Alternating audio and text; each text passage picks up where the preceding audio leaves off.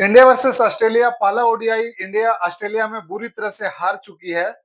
तो कल का वीडियो में जैसे हम आपको बताए थे कि इंडिया तो भगवान ही बचा सकता है इंडिया को, क्योंकि इंडिया 52 पे 4 विकेट हो गया था 16 ओवर में ही। टॉप ऑर्डर बुरी तरह से कोलैप्स कर चुका था और इसके बाद से वहां से जीतने का कोई चांसेस तो नहीं बचा था। इंडिया ने एकदम मतलब गिरते पड़ते ओडीआई में 136 रन बनाया और 131 रन से हार गया। तो फिर आपका एक क्वेश्चन होगा कि जब इंडिया 136 रन बनाया तो 131 रन से कैसे आ रहा।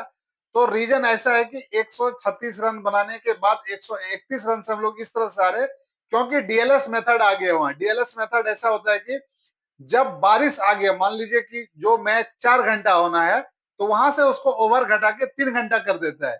इसके बाद से 3 घंटे में भी इनकेस बारिश हो गया तो वहां से ओवर घटा के 2.5 घंटा में कर देता है। जैसे वहां से ओवर घटता है उसके हिसाब से वहां से रन भी कम होते जाता है। आप मान लीजिए 300 बनाए थे और वो मैच 20 ओवर का, वो मैच 3 घंटा का होना था और वो मैच 300 रन बना के वो मैच 2 घंटा का हुआ, तो सीधा उसके हिसाब से जो कैलकुलेशन करके वो रन आपको 200 आ जाता। तो कहा आप 300 बनाए हो लेकिन टाइम क्या हुआ, मैच का घट के 2 घंटा हो गया, तो रन भी उसके हिसाब से घट गया। और फिर ऐसा नहीं कि रन ही घटा, फिर आपके मतलब वो डीएलएस मेथड क्या है वो जस्ट मैं आपको एक एक्सप्लेन कर रहा हूँ। जब बाद में जब रन आपको घट गया तो ऐसा नहीं कि हमारा टाइम भी घट गया रन भी घट गया, तो ओवर क्या उतना ओवर में बनाना है, नहीं, ओवर भी आपका ऑटोमेटिक घट जाएगा।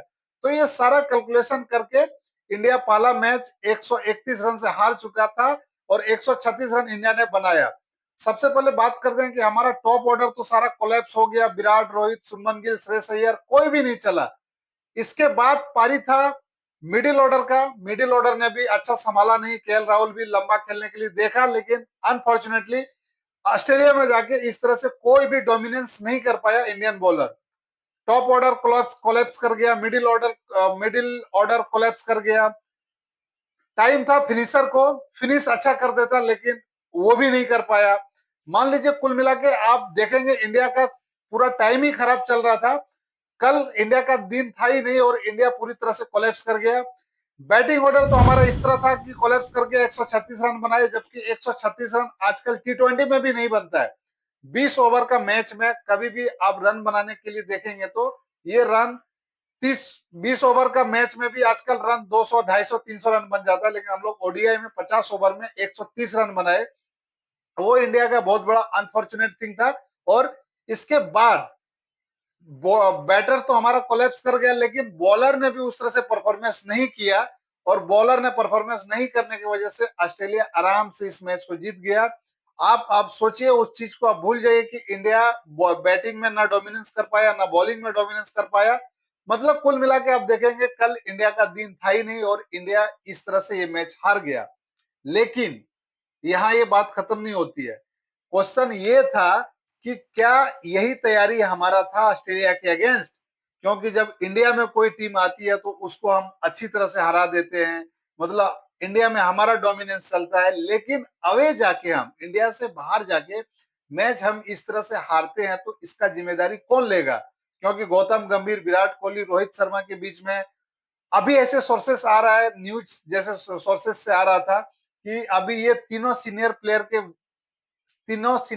के बीच में अच्छा कॉम्बिनेशन नहीं है। अच्छा कॉम्बिनेशन बन भी नहीं रहा है अंदर। मतलब ऐसे खुटपुट की खबर आ रहा है, लेकिन रियलिटी क्या है ये अभी मतलब बहुत दूर की बात है। क्योंकि विराट कोहली भी 9-10 महीना के बाद आया है, वो भी इंग्लैंड में सेटल है। इंग्लैंड से आने के बाद रोहित शर्मा भी 8-9 महीने के बाद ही मैच खेल रहा है। तो अपने लय में आना मतलब ये दोनों प्लेयर को बहुत ज्यादा जरूरी है, और जब तक ये दोनों अपने लय में नहीं आता है तो इंडिया मैच जीतना बहुत मुश्किल हो जाएगा और इंडिया एक अच्छा स्कोर में पहुंचना भी उसके लिए भी बहुत मुश्किल हो जाएगा। क्योंकि अभी आपको पता होगा कि ये दोनों सिर्फ एक ही फॉर्मेट खेलता है जो कि टी20 है, और टी20 फॉर्मेट साल भर में एक बार होता है।